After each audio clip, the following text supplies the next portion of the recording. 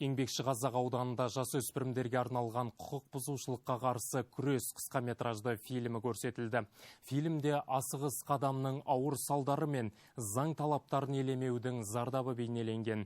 Кездесуде ұстаздар мен тәртіп сақшылары оқушылармен пікір алмасып, заң талаптарын сақтау әр азаматтың міндет екенін түсіндірді.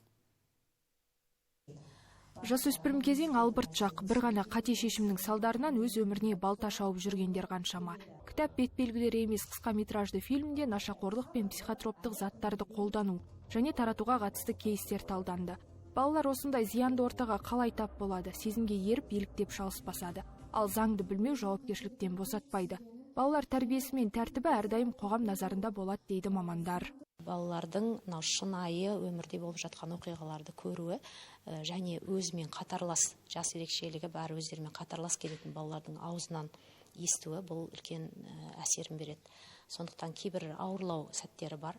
Сондықтан бұл шаралардың бәріне психологтар жұмылдырылған. Қазақстан Республикасының қылмыстық кодекстің 297 бабы есірткіні тасымалдау, өндіріс немесе өзінде сақтау бойынша қазір 5 жылдан қатаң 20 жылға дейін сотталуы мүмкін. Біреуге зиян келтіру ол қазір бізде жаңа заң күшіне енді, ол Қазақстан Республикасының қылмыстық кодексінің 106 бабы бойынша мысалға деген қасақана немесе абайтсызда болады ғой, сол бойынша жаңа заң қабылданды. Сондай-ақ буллинг пен кибербуллингтің, отбасылық зорлық-зомбылық пен вандализм тақырыбы аясында хулиганка фильмі көрсетілді. Ата-ананың балаға жеткілікті көңіл бөлмеуі, араласатын ортасын қадағаламау және мақсатсыз өткен уақыт бала мінезі мен тағдырына кері әсер етеді.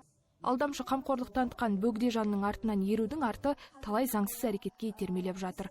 Балалар топтық жұмыс арқылы ойларын жүйелі айтып, еркін пікір алмасты. Жастар бұны кейіпкер арқылы өз орнын қойып, сол кейіпкердің орнына өз орнын қойып, ненің дұрыс, ненің бұрыс екенін ажырата бастайды. Сондықтан бұндай қысқа метражды кинолар жастарға бағыт-бағдар беретін маңызды құрал деп сенімді түрде айта аламыз. Ондай оқиғалар әлде бар, интернетте де ол өте тез таралып жатыр деген рас сөз.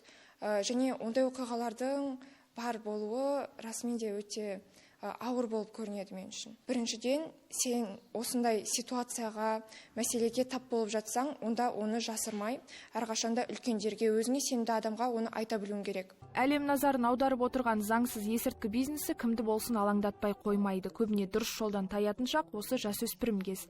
Алайда осындай рухани әлеуметтік кеңістік құру арқылы жасөспірімдер арасындағы нашақорлық пен құқық бұзушылық алдын алып саналы ұрпақ өсіре аламыз. Және ол әр ересек адамның міндеті. Іс-шараның негізгі мазмұны осындай. Ақжан Анапия, Рашид Шүкірәлиев, Қонаев медиа.